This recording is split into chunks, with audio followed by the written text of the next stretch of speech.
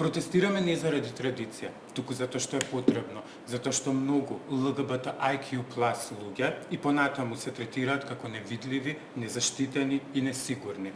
Затоа што транс лицата се уште чекаат правно признавање на родот, затоа што образованието се чисти од секакво спомнување на нашите животи.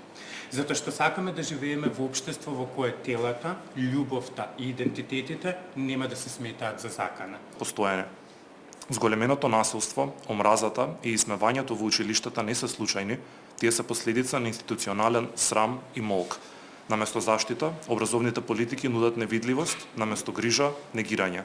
И токму затоа ќе застанеме пред оваа министерство гласни и непокорни, затоа што младите заслужуваат подобро. Протестираме заради тоа што светот, наместо да ги унапредува човековите права, за жал ги уназадува и сето тоа се рефлектира и на сите процеси кои што се случуваат и во нашата земја.